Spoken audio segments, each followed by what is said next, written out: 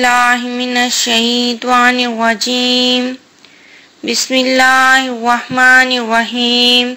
शुरू अल्लाह के नाम से जो बड़ा मेहरबान नहायत रहम वाला है। मुअज़्ज़ज़ सामीन, तमाम सुनने देखने वालों को अस्सलाम वालेकुम रहमतुल्लाहि व बरकातुहू कहती हूँ।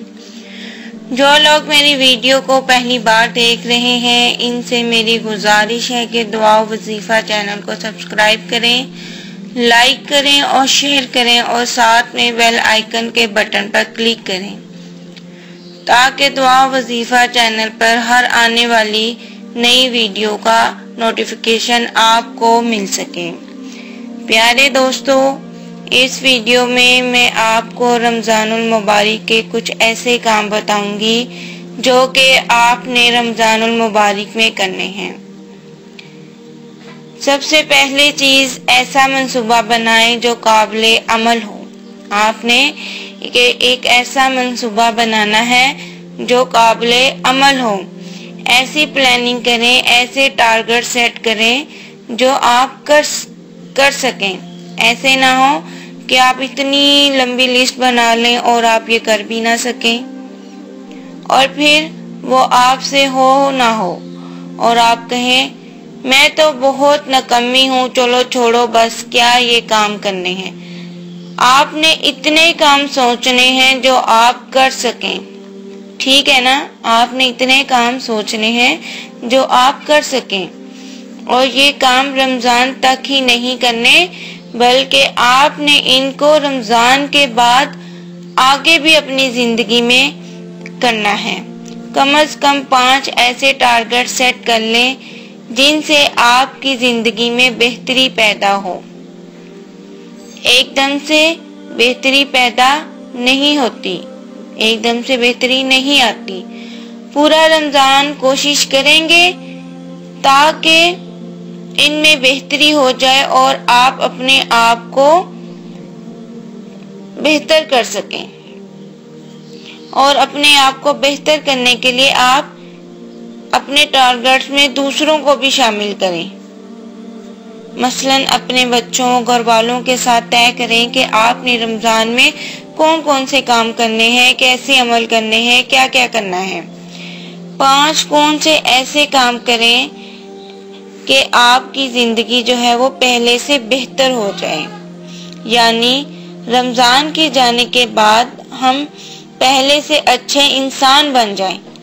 यानी कि रमजान में हमने ऐसे अमाल करने हैं कि बाद में भी हम उन कामों को करें और हम अच्छे इंसान बन जाएं। क्योंकि अगर आप रमजान में इसी हाल में निकले जिस हाल में आप शामिल हुए थे, तो फिर रमजान का क्या फायदा हुआ? कुछ भी नहीं। अगर आपने अपने आप को ठीक ही ना किया, अपनी नमाजों को ठीक ही ना किया, तो आपने अपने आप को अपनी फैमिली या अपने फ्रेंड्स के साथ किसी के साथ मिलकर ऐसी प्लानिंग करनी है, उनको भी शामिल करें कि वो भी आपके साथ अपने आप को ठीक कर सकें। फिर इसी तरह आपने ये बातें सिर्फ दिमाग ही में सोचना नहीं है बल्कि आप इनको लिखेंगे कि आपने क्या करना है। जब आप इसको लिख लेंगे तो आपको पता होगा कि आपने क्या करना है, कौन से ऐसे काम करने हैं जिनके करने से आप पहले से बेहतर हो सकें। आपको पता है कि नेकी के इरादे पर भी अल्लाह ने अजर दिया है। अगर आप नेकी करने का इरादा भी कर लेंगे तो अल्लाह ताला नेकी के इरादे पर भी अजर देता है। लिहाजा ज्यादा से ज्यादा नेकी करने की हिर्स रखें।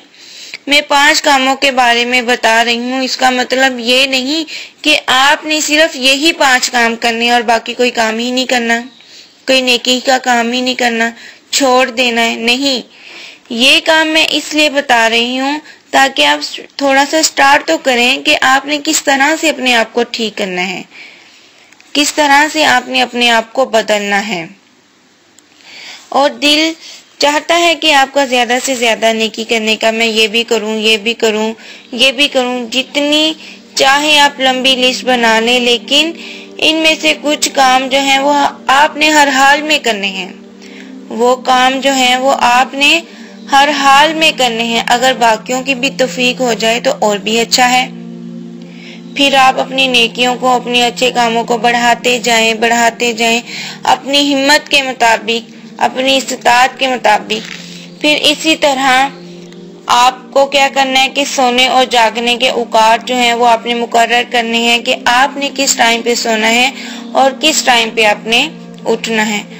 اگر آپ واقعی کچھ کرنا چاہتے ہیں تو آپ نے اپنے سونے اور جاگنے کے اوقات جو ہیں وہ مقرر کرنے ہیں. کیونکہ اگر آپ لیٹ سوئیں گے تو سحری کھائے بغیر روزہ رکھنا پڑے گا آپ کو. پھر آپ کہیں گے کہ ہماری آج آنکھ ہی نہیں کھلی، اب کیا کریں، روزہ رکھیں یا نہ رکھیں. آپ نے ایسے کرنا ہے کہ جیسے ہی تراویح پڑھ کر آپ فارغ ہوں، اس کے بعد آپ سو جائیں. ہوتا کیا ہے کہ ہم تراویح میں اتنی ایکسرسائز کر لیتے ہیں کہ جب ہم اس سے فارغ ہوتے ہیں تو ہم بالکل فریش ہوتے ہیں، تو ہمیں نیند ہی نہیں آتی. تو آپ نے کیا کرنا ہے، کوئی بک ریڈنگ کر لینی ہے یا قرآن پاک کی تلاوت کر لینی ہے تاکہ آپ کو جلدی نیند آ جائے. پھر اسی طرح روزانہ قرآن پاک پڑھنے کا وقت مقرر کرنا ہے. آپ نے کیا کرنا ہے کہ روزانہ قرآن پاک پڑھنے کا وقت مقرر کرنا ہے. ایک ٹارگٹ سیٹ کرنا ہے کہ کس وقت آپ نے قرآن پاک پڑھنا ہے اور کس وقت جو ہے وہ قرآن پاک آپ نے نہیں پڑھنا. اس وقت کیا ہوگا کہ آپ جب یہ سیٹ کر لیں گے تو آپ کو جو ہے وہ قرآن پاک پڑھنے کا زیادہ سے زیادہ اللہ تعالیٰ توفیق دے گا. اور آپ نے جب قرآن پاک کا یہ پڑھنے کا ٹائم بنانا ہے، جیسا کہ اگر آپ ٹی وی دیکھتے ہیں یا کمپیوٹر پر یا واٹس ایپ پر آپ گھنٹوں گزار دیتے ہیں، اس کو آپ نے کم کرنا ہے، اس کو آپ نے لمیٹڈ کرنا ہے اور اپنے آپ کو کہنا ہے کہ اس ٹائم پر میں نے قرآن پاک پڑھنا ہے. اور آپ نے طے کرنا ہے کہ آپ نے 1 سپارہ پڑھنا ہے یا 2 پڑھنے ہیں یا 3 پڑھنے ہیں. اس طرح آپ کو ایک عادت بن جائے گی قرآن پاک پڑھنے کی بھی. پھر اسی طرح آپ تراویح پڑھ رہے ہیں، اس کو ایک ہی جگہ مقرر کرنا ہے کہ آپ نے کہاں پر تراویح پڑھنی ہے. یہ نہ ہو کہ آپ کہتے ہیں کہ آج ہم یہاں جا کر دیکھتے ہیں، کل ہم وہاں جاتے ہیں، کیا ہو رہا ہے کیا نہیں ہو رہا. اس طرح کیا ہوتا ہے کہ اگر آپ جگہ جگہ جائیں گے، آپ کو کچھ پتا نہیں ہوتا کہ کل کیا پڑھا تھا اور آج کیا پڑھنا ہے. یہ غلط ہے. آپ نے پہلے ہی سے ایک جگہ مقرر کرنی ہے اور اپنا ٹائم مقرر کر لینا ہے تاکہ گھر والوں کو بھی پتا ہو کس وقت نکلنا ہے اور وہاں پہنچ کر سکون کے ساتھ آپ نے واپس آ جانا ہے. اور پھر اسی طرح جو تلاوت کرنی ہے، اس کی مقدار اور ٹائم کو آپ نے مقرر کر لینا ہے. کیونکہ اگر آپ اپنے گول کو ٹائم ٹیبل بنائیں گے، یہ کام کرنا ہے، اس وقت کرنا ہے، پھر وہ کام ہوگا. اگر آپ ایک ٹائم ٹیبل کے مطابق کام کریں گے نا تو وہ کام ہوگا.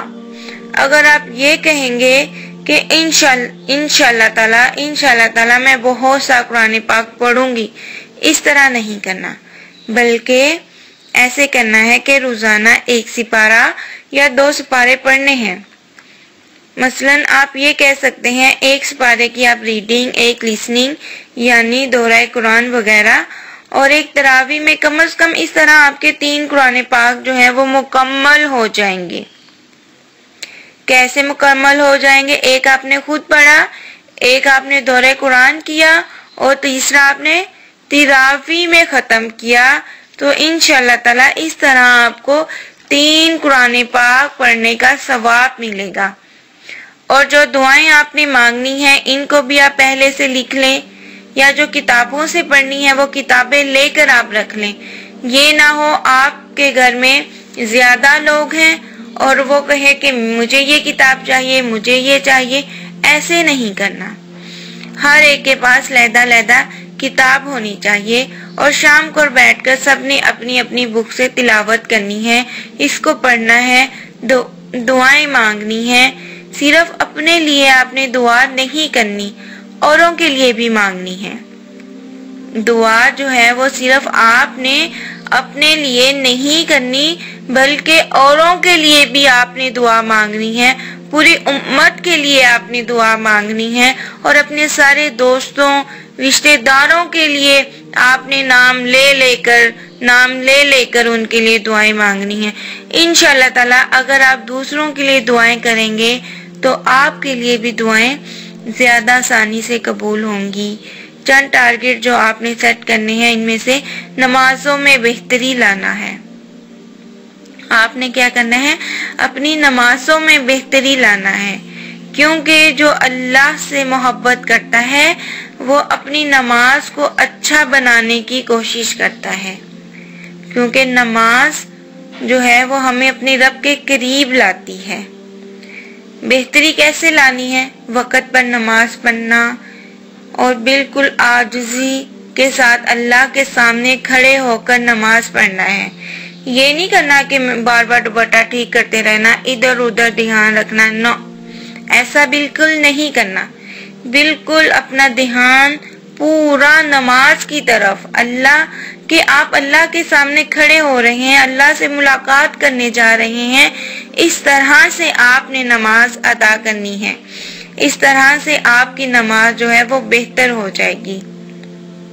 اور آپ نے کم از کم یہ کرنا ہے، روزانہ 12 سنتیں جو ہیں وہ آپ نے پوری کرنی ہے، کہ آپ روزانہ 12 سنتیں جو ہیں وہ پوری دن میں مکمل کریں، کیونکہ جو شخص دن میں 12 سنتیں مکمل کر لے گا، اللہ جنت میں اس کے لیے گھر بنائے گا۔ یہ وعدہ ہے اللہ کا۔ کیا وعدہ ہے اللہ کا؟ کہ جو شخص دن میں 12 سنتیں مکمل کر لے گا، اللہ تعالیٰ اس کے لیے جنت میں ایک گھر بنائے گا۔ ہو سکتا ہے آپ رمضان میں نماز ٹائم سے پڑھیں اور بعد میں آپ کو اس کی عادت بن جائے۔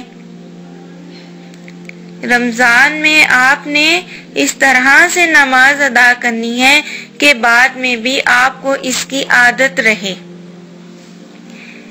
اسی طرح آپ نے نماز اشتراک یا چاشت کی عادت بنانی ہے، کیونکہ جو شخص اس کی عادت بنا لیتا ہے، اللہ تعالیٰ فرماتے ہیں کہ سارے دن کے لیے میں تمہارے لیے کافی ہوں۔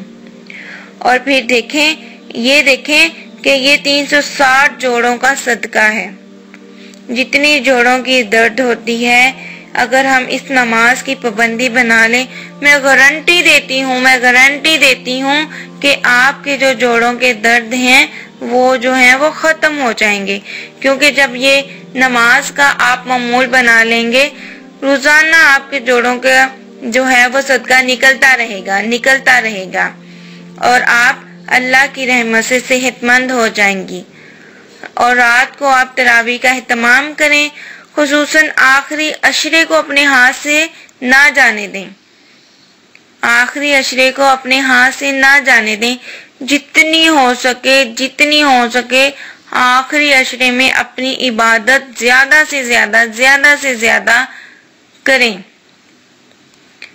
ایک تو ہو گیا نماز ٹھیک کرنا، دوسرا کیا ہے صدقے کی عادت ڈالنا، روزانہ کچھ نہ کچھ صدقہ کرنا۔ روزانہ کیا کرنا ہے؟ کچھ نہ کچھ صدقہ کرنا ہے، کیونکہ صدقہ جو ہے ہمیں گناہوں کے مٹانے کا ذریعہ ہے۔ صدقہ کیا ہے؟ کہ گناہوں کو مٹانے کا ذریعہ ہے، بہترین اعمال میں سے ہے۔ صدقہ جو ہے وہ کیا ہے؟ بہترین اعمال میں سے ہے۔ قبر کی آگ کو ٹھنڈا کرتا ہے صدقہ۔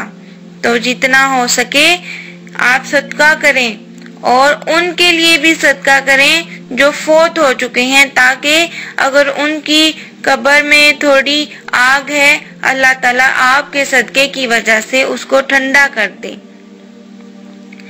صدقہ جو ہے وہ اس طرح کریں کہ آپ دائیں ہاتھ سے صدقہ کریں اور بائیں ہاتھ کو آپ کے پتہ بھی نہ چلے کہ آپ نے جو ہے وہ کس طرح سے صدقہ کیا ہے۔ دکھاوا کر کے آپ نے صدقہ نہیں کرنا، بلکہ اس طرح صدقہ کرنا ہے بلکہ آپ کے بائیں ہاتھ کو بھی نہ پتا چلے کہ آپ نے جو ہے وہ صدقہ کیا ہے۔ اللہ نے قرآن میں رمضان کے لیے چند احکامات جو ہیں وہ بتائے ہیں۔ ایک کیا ہے کہ روزہ جو ہے وہ آپ نے تو رکھنا ہی رکھنا ہے، اس میں کوئی آپشن ہی نہیں ہے، وہ تو آپ نے رکھنا ہی رکھنا ہے۔ اور دوسرا کیا ہے کہ آپ نے جتنی ہو سکے رمضان میں تلاوت قرآن کرنی ہے، جتنا ہو سکے آپ نے قرآن پاک پڑھنا ہے، کیونکہ رمضان اور قرآن کا آپس میں بہت گہرا تعلق ہے، بہت گہرا جوڑ ہے۔ شہر رمضان الذی انزل فیہ القرآن، فرمایا رمضان وہ مہینہ ہے جس میں قرآن نازل کیا گیا، یہ وہ مہینہ ہے جس میں قرآن نازل کیا گیا ہے۔ تو اللہ نے رمضان کا انتخاب کیا ہے، کس لیے؟ قرآن کے نزول کے لیے۔ اللہ تعالیٰ نے کیا کیا ہے؟ رمضان کا انتخاب کیا ہے قرآن کے نزول کے لیے۔ اسی وجہ سے رسول اللہ صلی اللہ علیہ وآلہ وسلم نے اس مہینے میں تراویح کو مشروع قرار دیا ہے تاکہ اس میں قرآن پڑھا جا سکے۔ تراویح سب سے پہلے کس نے پڑھی ہے؟ محمد صلی اللہ علیہ وآلہ وسلم نے پڑھی ہے۔ 3 دن پر پڑھ کر انہوں نے چھوڑ دی، اس لیے چھوڑ دی تاکہ فرض نہ ہو جائے، تاکہ تراویح جو ہے وہ فرض نہ ہو جائے۔ اس کے علاوہ آپ نے کون سا کام رمضان میں کرنا ہے جس کا ذکر ہمیں حدیث سے بھی ملتا ہے اور جس کے بارے میں نے آپ کو پہلے بھی بتایا ہے کہ آپ نے زیادہ سے زیادہ صدقہ کرنا ہے۔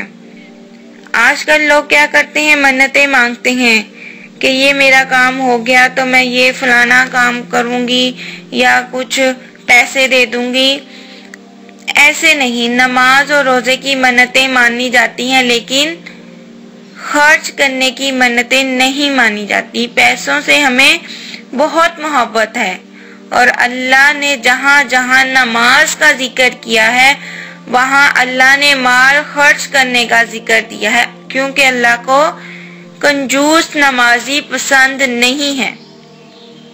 تو جتنا ہو سکے پیسے سے دل نہ لگائیں، اللہ کی راہ میں خرچ کریں، اپنی نمازوں کو ٹھیک کریں، زیادہ سے زیادہ صدقہ خیرات کریں، تراویح کا اہتمام کریں روزے میں، اور جھوٹ کو چھوڑ دیں، اور روزہ اس طرح رکھیں جس طرح ہمارے پیارے نبی صلی اللہ علیہ وآلہ وسلم نے فرمایا ہے، اور جتنا زیادہ ہو سکے اللہ تعالیٰ سے دعائیں مانگیں اور اپنی دعائیں قبول کروائیں، اور مجھے بھی اپنی دعاؤں میں یاد رکھیے گا۔